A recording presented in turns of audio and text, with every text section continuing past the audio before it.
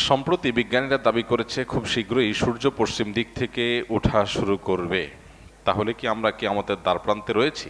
যে কোনো সময় উল্টে যাবে পৃথিবীর চৌম্বক মেরু, আর মেরু উল্টে গেলে উল্টে যাবে দিকও। ফলে সূর্য উঠবে পশ্চিম দিকে। সূর্য পশ্চিম দিক থেকে ওঠার আশঙ্কা করছেন অনেক বিজ্ঞানীরা।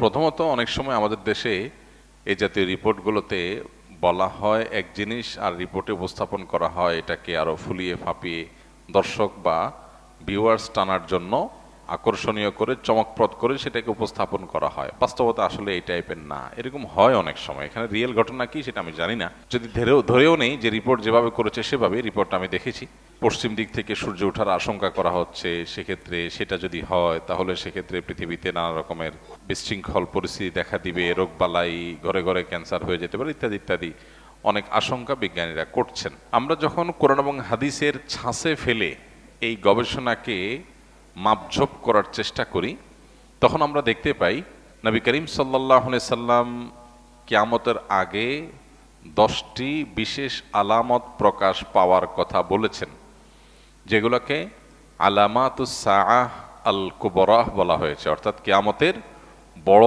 বড় আলামত হিসাবে আখ্যায়িত করা হয়েছে। এখানে বড় আলামত বলতে কিয়ামতের একেবারে শেষ মুহূর্তে এসে যেগুলো দেখা দিবে সেগুলোই বড় আলামত, আর যেগুলো অনেক আগে থেকে দেখা দিবে সেগুলো ছোট আলামত।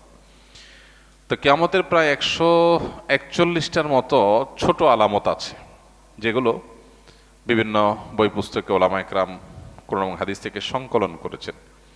সৌদি আরবের একজন আলেম ডক্টর মোহাম্মদ আল আরিফি, তার একটা কিতাব আছে, সেখানে তিনি আলামাতুস সাআত এই 141 সবগুলোকে একত্র করেছেন।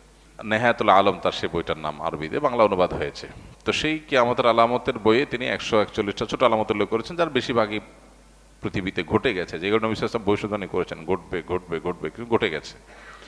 আর কিছু আছে এখনো ঘটেনি। আর 10টা আলামত যেগুলো ঘটবে কিয়ামতের ঠিক আগ মুহূর্তে, তার মধ্যে থেকে একটা হলো পশ্চিম দিক থেকে সূর্য উদিত হবে।